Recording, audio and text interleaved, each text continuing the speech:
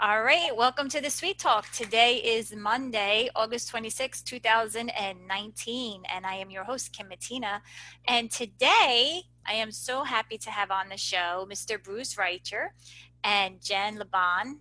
Did I say your names correctly?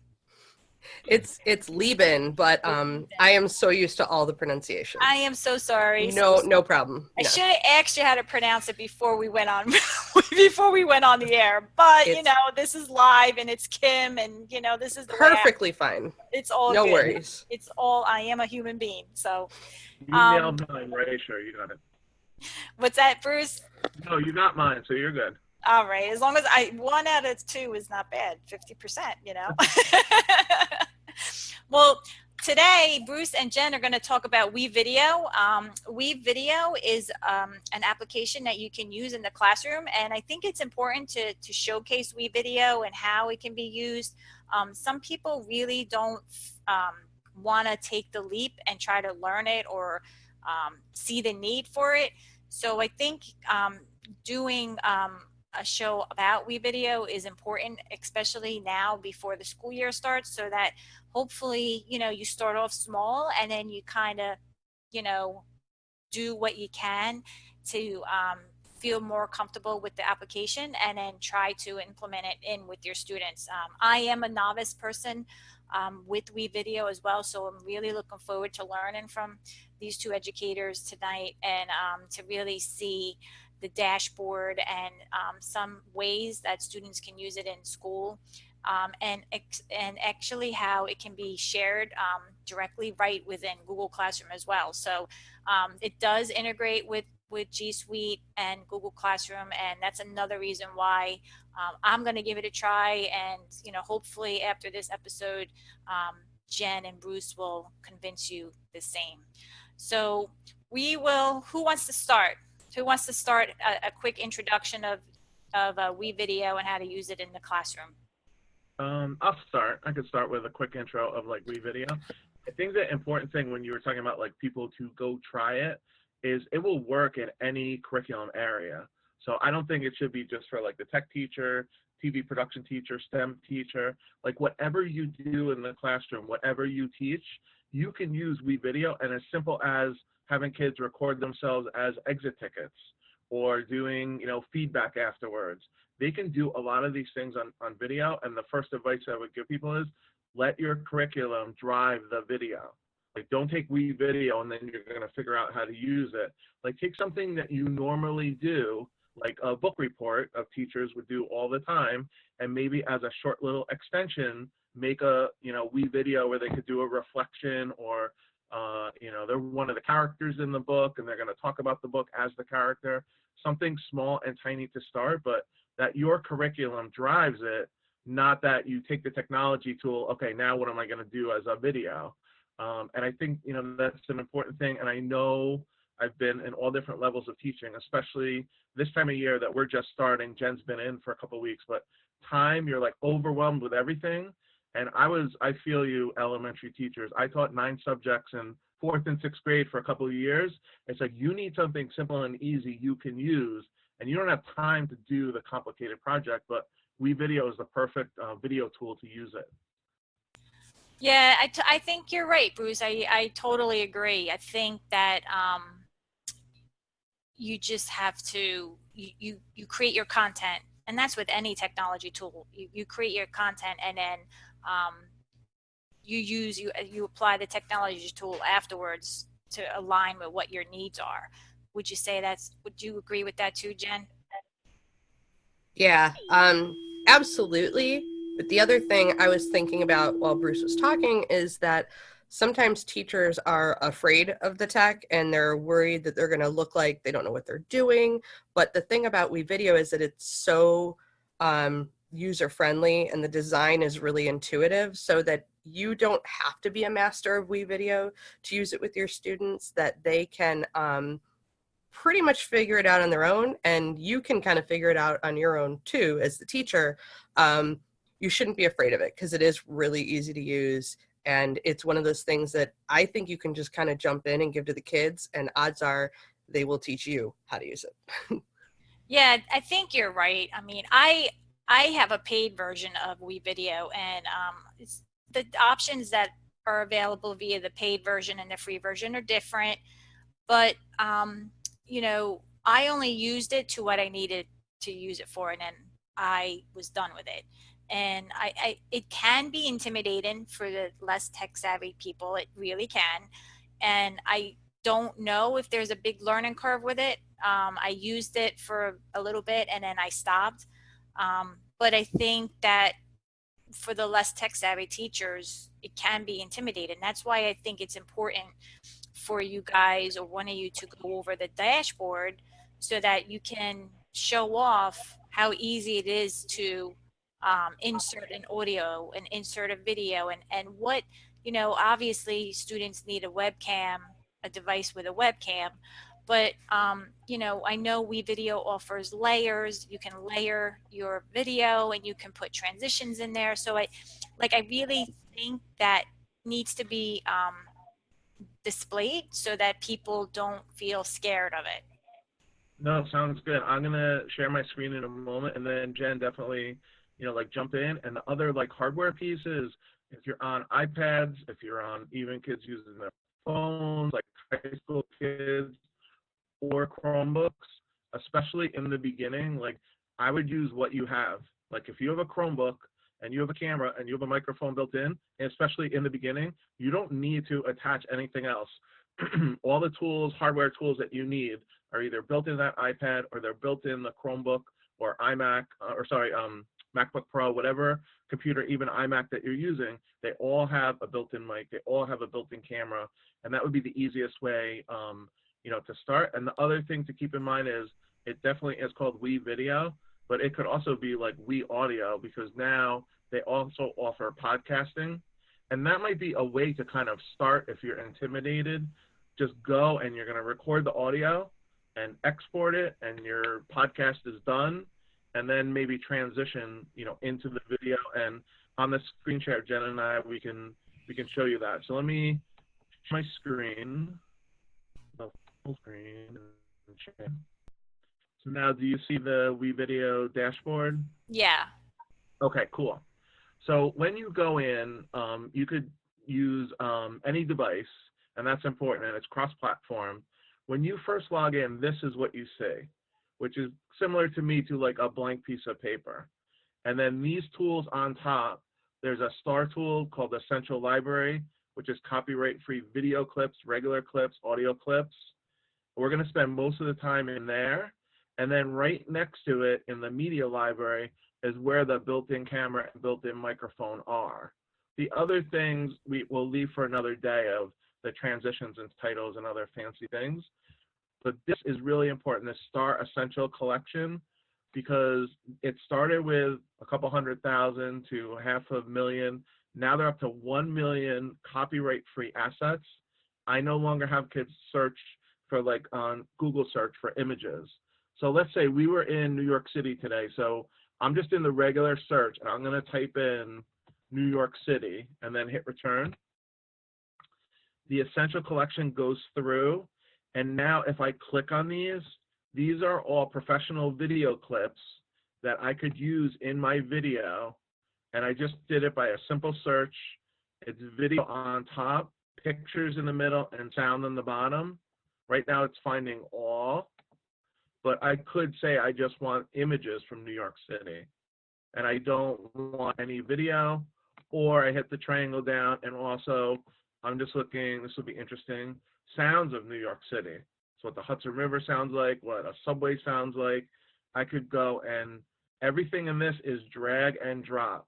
So if I go back to the video clip for a moment, and let's say I like that Times Square, everything is drag and drop. It's loading in that preview screen. I drag and drop it. Notice it turns green. If I try to put it in the audio, it will turn red. It won't let me put it in there. And I'm gonna drop that into a video clip where it says video clip 2 right now. So simple search engine, almost anything you could think of is in there, and it will search through like it's 1 million assets. And it's awesome that it's copyright free. You don't have to look anymore. I don't have my students look anymore in just a normal a normal Google search. The other thing to point out is where it says video 1, video 2, I could press the plus icon and add either an audio or a video track. But I do this, and I would highly recommend doing it, is you can rename these tracks. So if I click over video 3, it's just a simple text box, I could rename that one text that I need on top of my video, and then maybe on the bottom, if I wanted to have some type of background or whatever I wanted that layer to be, I would just type this in, and then this also becomes the directions to my students of what I want on each track. And the other thing I'm going to talk about, and then I'll have Jen talk about, have me kind of direct me around. If you're on a Chromebook especially, you can make as many tracks as you want, which sounds cool. In the beginning, it's not so cool on a Chromebook because after you make a couple audio tracks, and I'll put this full screen, the audio tracks will go below.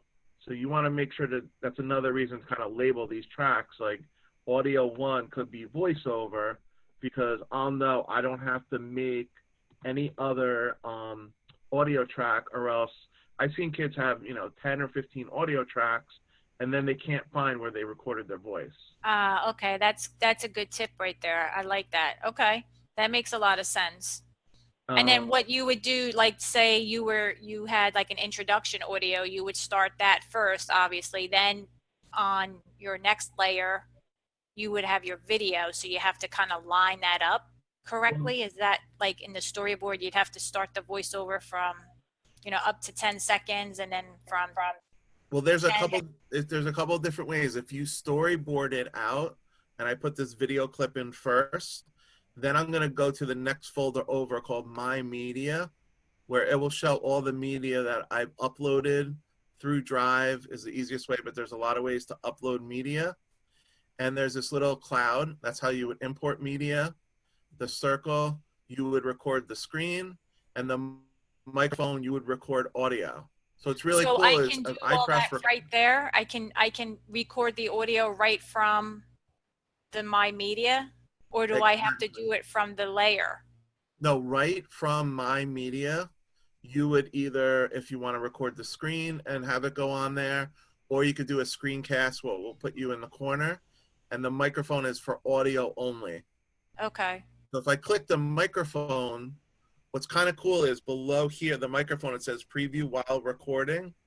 If I select that, now I see my video clip or still pictures in the preview window. And as I'm doing my voiceover, I could see what the voice is going with. Oh, okay. Oh, wow. Okay. That's cool. Okay. And then if I record a little something, it will give me 3, 2, 1. This is Times Square in New York City, which is amazing.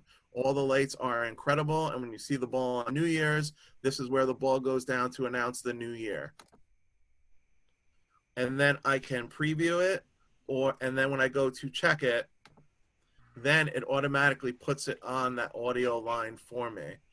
And this in the beginning, too, depending on the speed of the network in your school, I'm at home, but be patient, because remember, you're uploading to their site.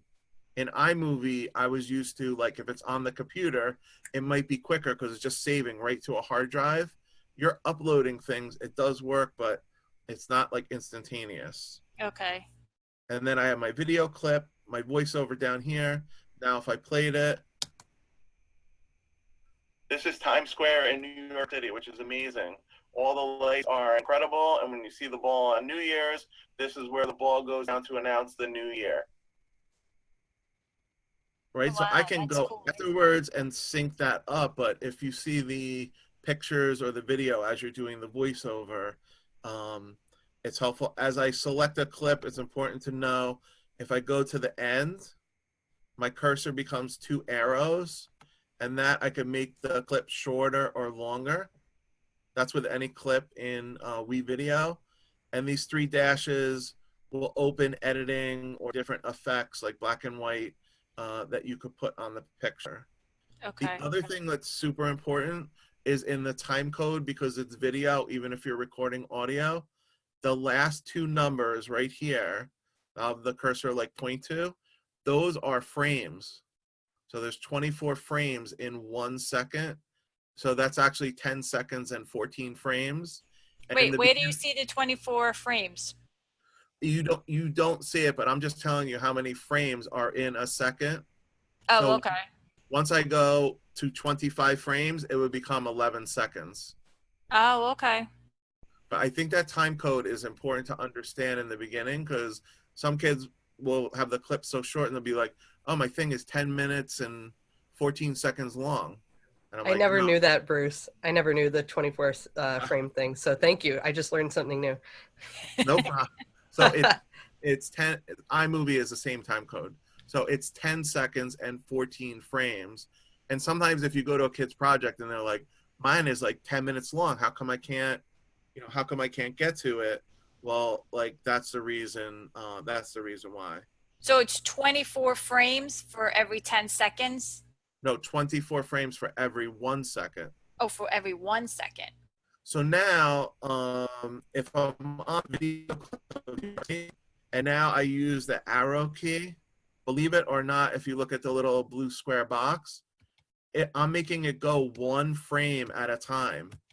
Like that's how granular I could get to, edit what I'm working on. And when I get to the 24, then it goes to 1 second. In this little blue box right here. Okay. In the bottom right-hand corner, if I press this, I might lose the screen share, but I'm not sure. No, you're good. Okay. This is a super important tool too. In the bottom right-hand corner, there's a magnifying glass. And if this circle is all the way over to the left, I could see everything in front of me. If I take this and if I'm really editing something like right in the clip, if I zoom to the right, it makes the clips really big. If I were to go into zoom, to edit out a little tiny section, this is just a personal preference, but I have kids have this circle all the way over to the left when they begin, just so they could see as much in front of them as possible, so the video and the audio doesn't go off the screen. I'm taking notes as you're talking. That's actually good because, like you said, then the student or the user can see everything in one screen or one view without having to scroll. And even if my students plug in Chromebooks to monitors, but this is like the full screen tool. And the very first thing I do is you could press the full screen shortcut or go to full screen just for that reason. So I want to see as many tracks as possible. And I think if I click on these 3 circles next to this preview monitor, I can even make the preview monitor smaller, and that will make the tracks come up a little bit. So like I want to see those bottom tracks as much as possible. And then above, oh, go ahead, sorry. Sorry, when we're on our Chromebooks, sometimes that little slider at the bottom gets hidden and you just have to scroll down on the screen a little bit. So that's a little misconception I want to clear up. If you don't see it, you might just have to scroll down on your page a little bit, but then it's there. Yeah, that's a good point. Yeah. I'll show you another, because this happened to my students and me in the beginning, Kim, and probably maybe to Jen's students, and I'll just show you. If I go and now I want another New York City, and I'll just get another clip and I'll put it next to it. Okay, sweeping of New York City next to it. Now, let's say for some reason in the beginning of this whole project, I want to put a title, but I just want the title on its own. So I'll do the title tool, which there are animated and non-animated ones. I'll just choose one of the static ones so it doesn't move. And let's say I want this, but I just want it over black. And everything in WeVideo, just double click. You double click and it takes you basically into the editor. But I'll show you why in 1 second. This is important in the beginning. Let's say I want New York City, but I don't want it over anything in the background because that's hard to read.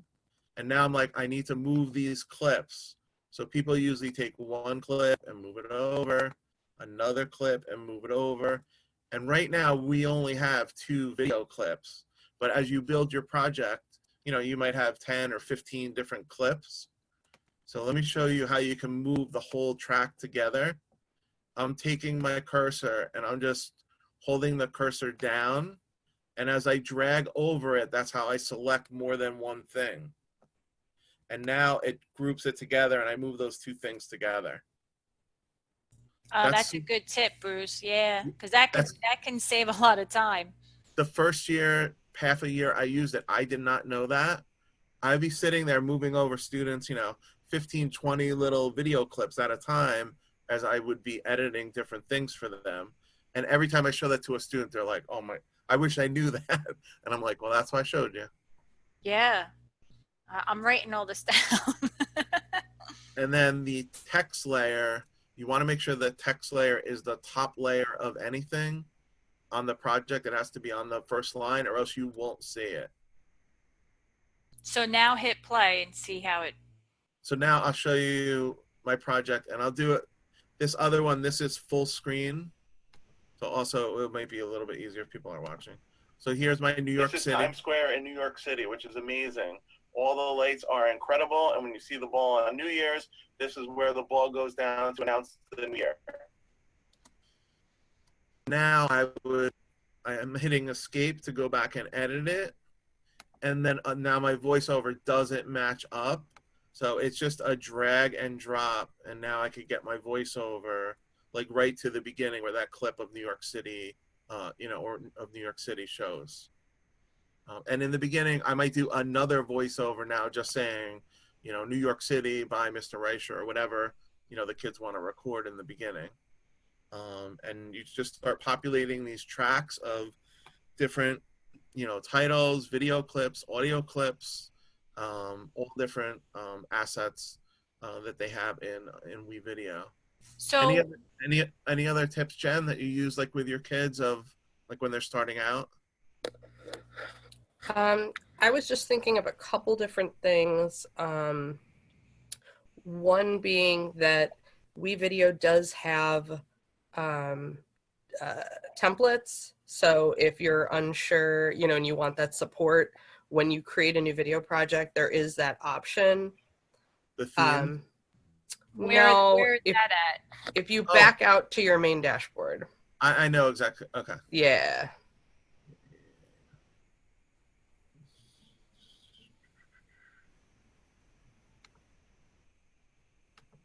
I want to go to the main. Yeah, see up at the top, WeVideo dashboard projects media. Oh yes, thank you. I was just yeah. Yeah, that's great to mention the templates because they're awesome. I don't actually use them, but I know that for other teachers, that's a big feature for them. So where it said choose a template, yeah. Yeah, So, that's good to know because like especially in the beginning, you can just use a template and then you just get content in there. You don't have to worry about transitions, right? Yeah, it's a good support, I think, for teachers starting out. And then the other thing I like to show teachers, particularly elementary teachers, is the ability to switch from the timeline view to the storyboard view, because the storyboard view is much less complicated. So the view that Bruce had, that's what view is that, timeline or storyboard? That's timeline. Now he's going to click on his pancake stack there and see how it says switch to storyboard. You can click on that, and would you call that a pancake thing? I just call that a hamburger. Oh, hamburger, stack of pancakes, it's all food. I just call it 3-line menu. It's all good. Yeah. So when you click switch, now this looks maybe for some teachers more like an iMovie, but now it's storyboard mode, so you can just chronologically throw titles and video, and then when you click on the little clips, that's when you can add in like a layer on top, or I know on the iPad app, that's where you would double click it to make it a green screen clip.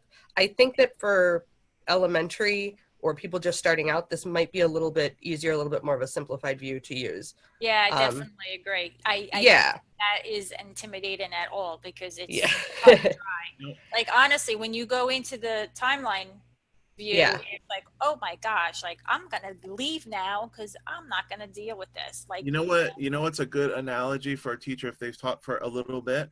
This reminds me a lot of like inspiration.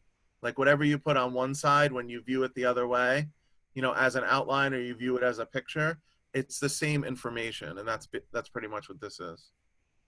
Yeah, I mean, I like the templates. Like I can see myself using a template, especially if I had to get something done quick. I don't have to build it from scratch. Just go in here and then like search for a specific template. I'm sure they have different layouts, you know? Like to me, this is the template and then showing it in the storyboard view. That And to me is like it's more welcoming, you know? the nice thing with the template too, like I'll open the scientific method one, is they actually give you the whole project. And for me, from doing it for a little bit or even in the beginning, they give you tips on top, Be telling you like how they did it. So when I open this, once this opens in a moment, you'll see the tracks will be labeled, everything is populated, everything is filled in. And you see what I mean now about like grouping things together to move them? Like look how many assets they have in here. Yeah. I am surprised at how complicated that actually looks. I'm Yeah. like, wow. Like then to I'm me, gonna- like I wouldn't even touch that, you know? Like Agreed. I would definitely just start off very simple. Yeah. The thing to do, I like always starting off on a blank canvas, but with this, what I would do is view it like full screen and at least go through it, even to give teachers possibilities in their head of what they could do with it, and then go to like the blank. It's like, this is what it looks like. It's playing. But then you have to go in and edit all that, and then you have to figure out which, I guess, object you want to edit, right? Right. This is just like, you would take this, it's just like copying it and making it your own, the template. Right, but if you go back into the this, what is that, the timeline or the storyboard? Yes. This is what is this view called? The timeline. Timeline. All right, this is timeline. So if I wanted to change a slide and just say it's in the middle of the presentation or the middle of the video, I have to go through each of these, I guess, objects and find it.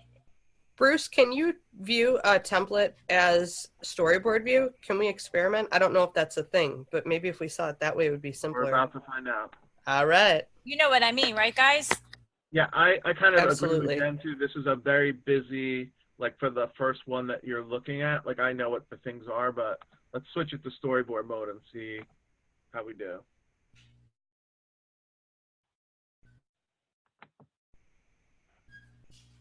Because in this, like, well, you picked a really good one, I guess, for the first one. It's just like everything is cropped and you can't really see the content of the slide or the clip, you know. So you'd have to click on it, double click on each clip to find the specific one you want to change. You know what I mean? Well, this is it in the storyboard mode. But what I would do in the other one where it gives you all the tracks is this is where, so it does work. This is where that magnifier comes in though. Oh, okay. You zoom into it. The shortest, yeah. So down over here, this is a good example actually in this lower right-hand corner. Once I take this and drag it out or to the right, then this makes the clips bigger so you can see them. But I think your original idea of, you know, maybe these templates are good to get ideas, Kim, but I always start with a blank canvas just for this reason, because when you put in your own content, it's a lot easier to know what's there than to change the template in the beginning. Yeah, because I think, I mean, I think the templates are great. I just think, you know, even if you zoom in and it expands the clips, you still gotta search for the clip that you want to change. Correct. I would, yeah, correct. And you know? could teach from the templates, but that's why even my other example, like if we're just doing a brand new project and you come to media and say, you know what, in the beginning, I'm just going to record the audio and make sure the kids can use the microphone. I might have them just record with no pictures, no video, and you can export it as audio and maybe, you know, get the kids used to the interface of even just recording their voices. You could start small by just recording, you know, a Right. reflection of audio or a podcast or whatever you would like. So now we finished our project. So how do kids, you know, export or save it, or you know, share the link? How do they do that now? Okay. Once you're So done if with, you go back to the one that you just created, the smaller one. yeah, that's a good idea. So I'll go back to the test one. There it is, the second one. Sorry, This it was one. on the other screen. Yeah, the second one down. Pass. Oh, thank you. So let's say I'm all done. You know, they follow the directions, they follow the rubric, the whole thing. Right next to where this is the title of it, test. If I click finish, you have to give it a title, which is over here next to title. You can also choose a thumbnail, and sometimes these populate with different pictures. And then this is a really important part, export. I want to do video with audio, or to do the podcast part, you can just select the circle and do audio only. And then in my school, and Jen could talk, maybe it's different in hers, but all these choices of the destination to go to, my students and myself have one. We send everything out to Google Drive, and we import everything in from Google Drive. And even though it gives you the flexibility, maybe for more high school kids, of FTPing or YouTube or some of those other things, in my school, we only export out to Drive. Do you have other options, Jen? Or? Same. No, we just use Google Drive, or if the students forget to click the Google Drive icon, then it just finalizes in the WeVideo account, and then you can always go in and download it from there. But yeah, just Google Drive, because then that's how we turn it into Classroom. We turn in the file from Google Drive. Does it create a WeVideo folder in Drive? Yes. Okay, so it does all that automatically. You don't have to do any of that housekeeping, right? Yep. Correct. Okay, that's good. And I basically, when kids are doing videos like for the TV show, they'll send everything to their own drive, and then they'll right click on the file and just share it with me. And for collecting projects, you know, that's the way that I do it, so I could see what's coming in. If a student just clicks export, it goes through this and actually makes it just as a link.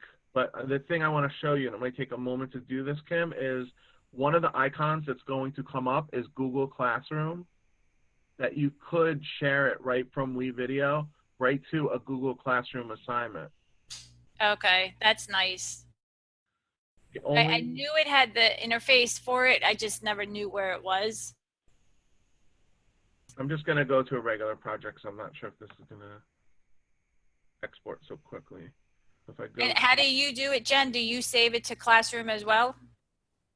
We usually save to Drive, and then they go into the assignment in Google Classroom, and they add it from Drive. Okay.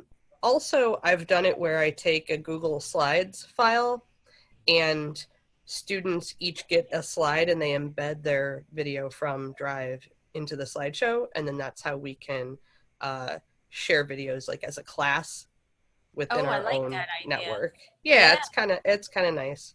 That's nice. And then so they save their video to Drive, and then they open up the presentation, and then they just insert the video right in the slide.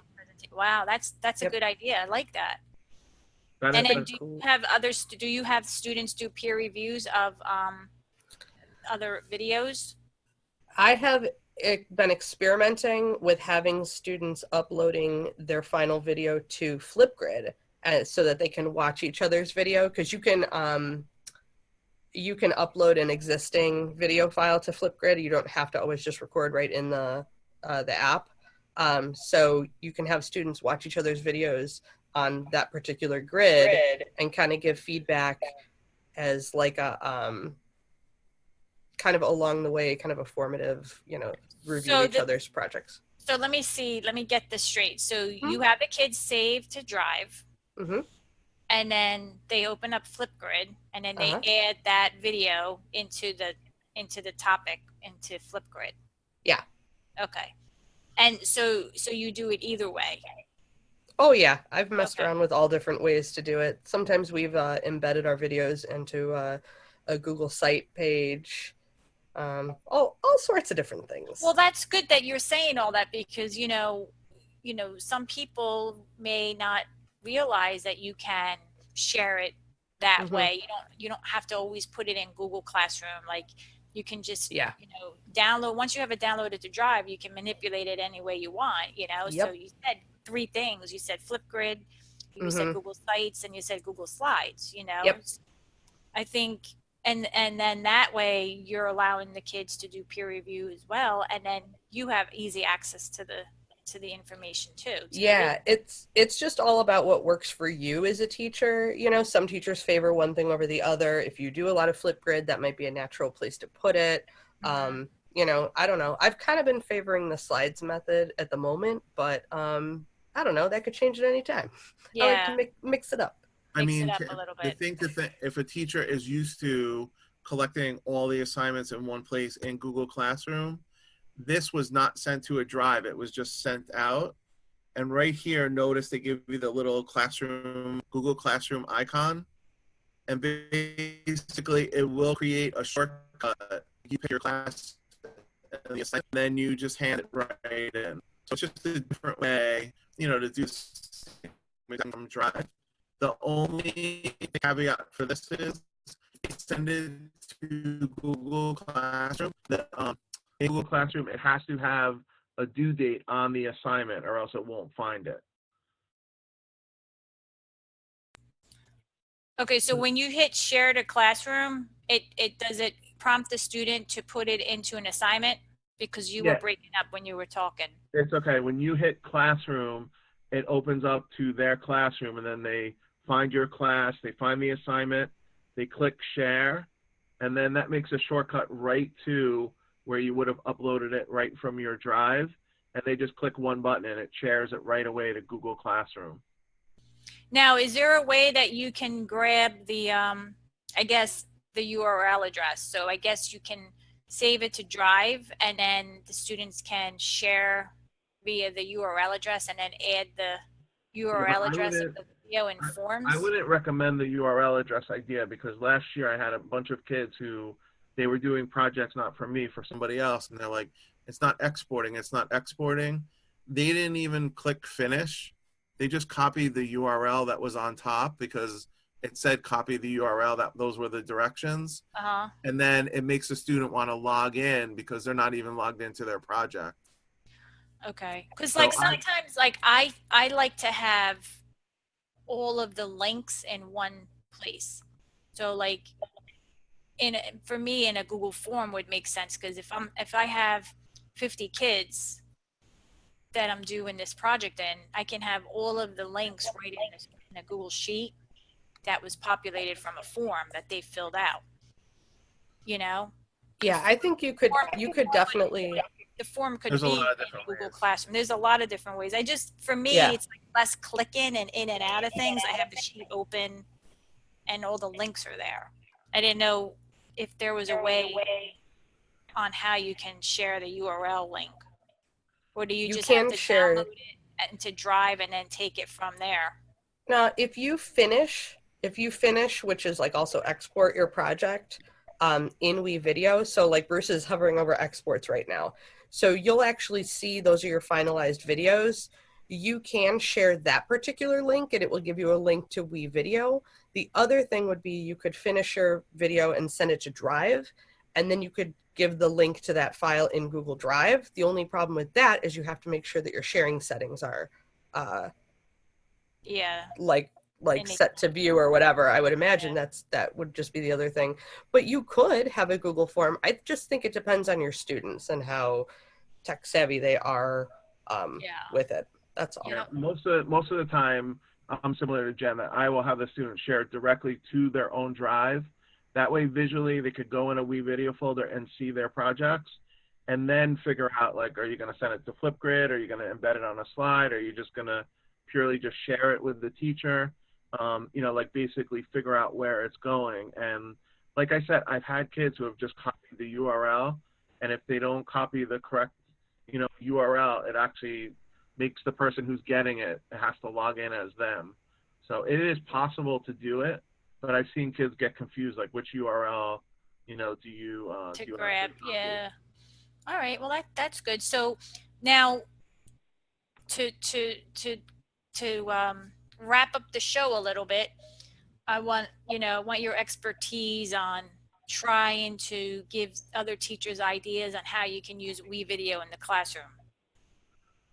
Okay. How do I unshare my screen So now? up at the top, see where it says stop share? Oh, right.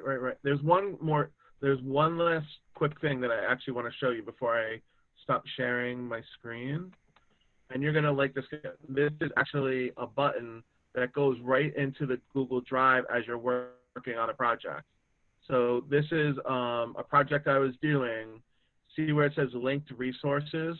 Yep. If I select that and then I link a resource, it opens up my own drive, which could be the script that I'm reading, it could be the rubric, it could be a checklist that you share with students, and it can open it up right inside of WeVideo. So any file that's in Drive can be linked to your video clip.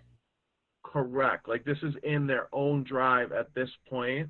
Link a resource, and then I click link resource. So an example would be, like I have my students actually write the voiceover, write like 2 paragraphs of what's going to be in the beginning of the audio in their project.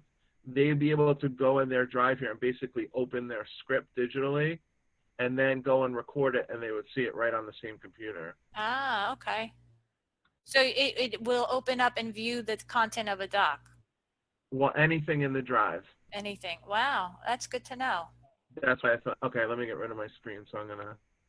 That's really good because sometimes, you know, people they took pictures of content that they want to include, or they have PDF files, and they can actually, you know, include that right in there, which that's actually a really good feature. And I think as WeVideo goes on, I think you'll see even more. It already goes to Google Classroom. It already has linked resources.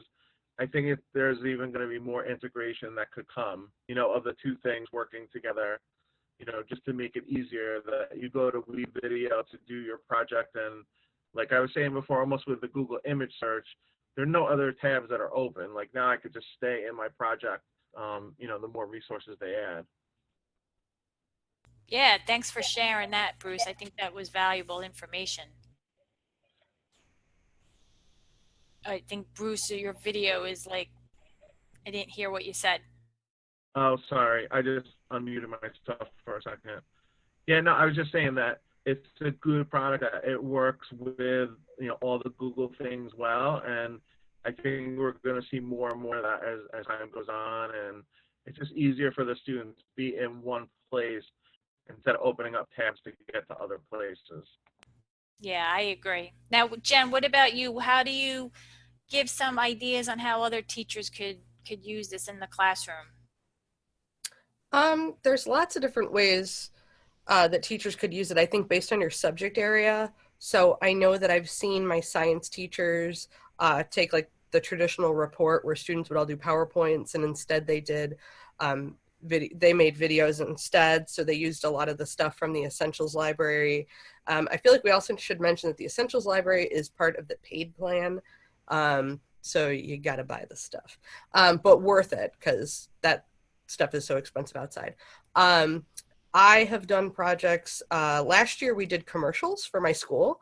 So the students had to create a commercial for the school, which not only was a good kind of social emotional kind of culture building activity, but the idea was that we could then use the videos to show incoming 6th graders like the cool things about our school. So it's a neat thing that you could kind of post in a more public venue. I've seen students do, I'm trying to think of what the social studies project was. They almost did, they were like news reports that they did on different, I think they were doing like industrialization, and they each had different topics, and they did them as like news reports, and some of them kind of dressed up, you know, and it was pretty funny, and they would use like the filter that made it look like an old footage and stuff like that. So it kind of depends on your subject. I think you could take a project you already have where maybe your outcome was a PowerPoint or a presentation or a poster, and you could even just give video as one of the options for students to use. So let them have have choice in their Yeah. in what they create. Now, what about like a reflection? Absolutely. I mean, because you can do the when you do the screen record in WeVideo, you can choose to have it be your screen. You can choose to have it be the webcam, and kids love talking to their computer kind of confessional style. I think maybe it's just a product of the YouTube like vlogger generation, but they very much like that. And I've done screencasts where students are basically kind of giving you a tour of their assignment, and they're walking you through it and talking about it and the different parts and why they made the decisions that they did. So someone may ask, like, how does this differ from Flipgrid? How would you answer that question? Because I mean, Flipgrid's a great tool also, Yeah. but it's a video recording tool as well. Mm-hmm. So like to actually conclude, I like to hear like how you would address that, and to see how you would what you would tell people to use WeVideo or not to, or use Flipgrid. Yeah. I feel like Flipgrid is great if you are looking for just a simple video recorder where you want kids to kind of just talk to the camera, or if you're looking for something really collaborative where you're looking for students to watch something and then post like response videos to it, because WeVideo is not really like the social part of that. WeVideo would be if you wanted video editing that was more robust and had more features to it, because WeVideo can be as complicated as you want it to be. You can have lots of layers. You can add in the green screening and the transitions and different titles and video effects. So you can get more when it comes to like, it's definitely the fuller, more robust video editor, where Flipgrid is more of just like a one and done. Bruce, would you agree?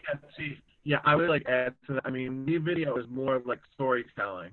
Like you're coming up with the story of your class, the story of learning. In my own case with like a TV news show, like they're going out and doing news package, like video features on what's new in school this year. And they'll go and interview 3 or 4 different people in the school. So it's a little bit more complex, where Flipgrid, you do see what the other people are saying. But I think it's more like storytelling. It can really be movie making if you want to take it to that length of, you know, plan everything out, block everything out, and where all your scenes are going to be. And I know Flipgrid has those cool, you can add backgrounds and like different scenes also.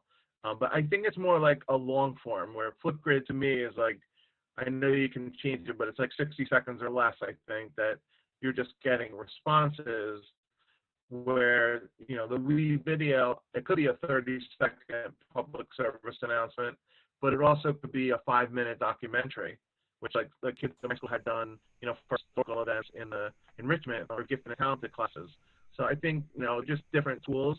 It's not one is better than the other, but I think it's more towards the long form and digital storytelling. You know, and they both are awesome, that they can be used in any curriculum area.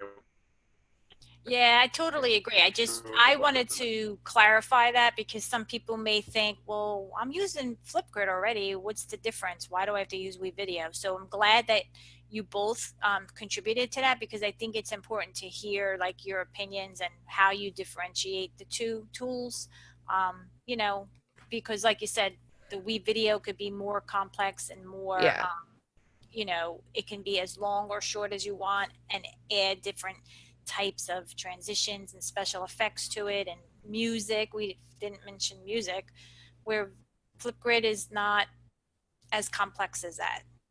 Yeah, although they keep adding features to Flipgrid, so it does have more now than it had before, and you can change like the length of your videos and stuff.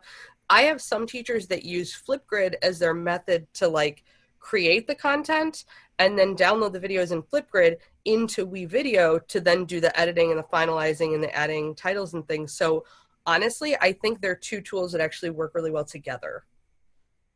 Oh, that's good. I'm glad that you mentioned that, because app smashing is the way to go sometimes. So, you know. I agree with Jen, and like I said before, even though it's called WeVideo, it could be called WeAudio, that you don't need a third-party software now to go do podcasts, that you could just record your audio track and put little music in the beginning and end, and your podcast is done.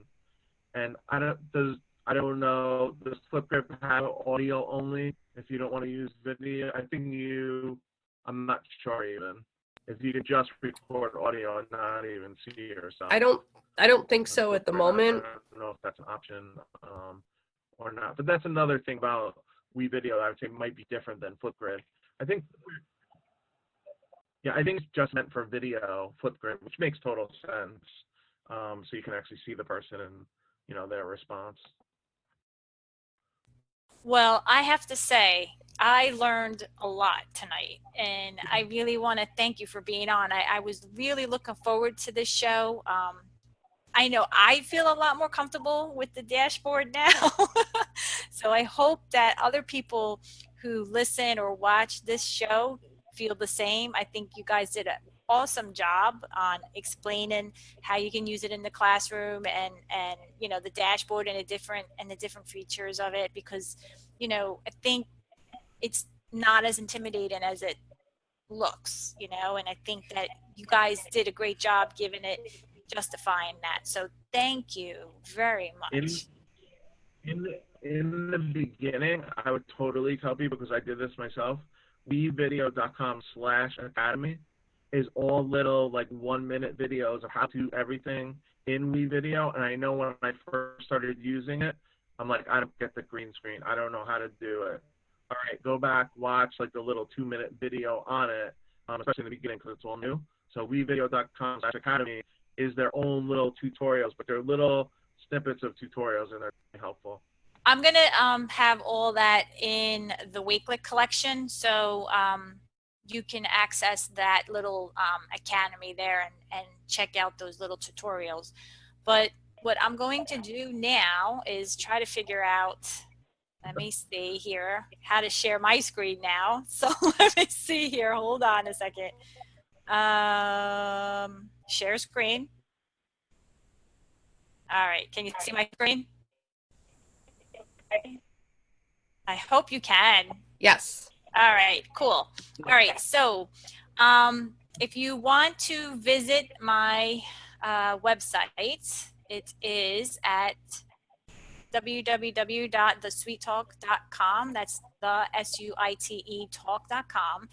And you can subscribe to my show on YouTube, join the Facebook group, and subscribe to the newsletter. And you can also listen to it on Podbean, Spotify, Apple Podcasts, Google Play, and Google Podcasts. And I will have also on here, if you click on the episode and podcast list, the tonight's episode will be listed here in this data set here, and with the YouTube link and the Wakelet collection. And most importantly, we are trying to pay it forward here on the Sweet Talk. And if you would like to be a guest on my show to try to help other educators integrate tech into the classroom effectively, right? We have to make sure it all lines up with our curriculum. Please fill out this guest form, and I will email you a schedule and get you on the show. So that concludes our show for tonight. So thank you so much, guys. I'm so glad that you guys came on. Thank you for taking the time. I am definitely going to be pushing out WeVideo this year. My school is going to pilot. We're going to pilot WeVideo in the spring. So I'll be working with the WeVideo representative in the fall to try to set up and pilot. And I have a few teachers showing interest in using the WeVideo for book commercials. So I'm really excited about that, and I think it's going to really step up the game for the students and really take ownership and be engaged in what they're doing. So I'm excited about it. And maybe when I get going with it, I'll have a show and follow up with you and kind of discuss where we are in our WeVideo journey. All right, guys. Well, thanks for being on. Thank you for having us. Thank you. And I will see you again next time. Have a great evening. Thank you. Bye.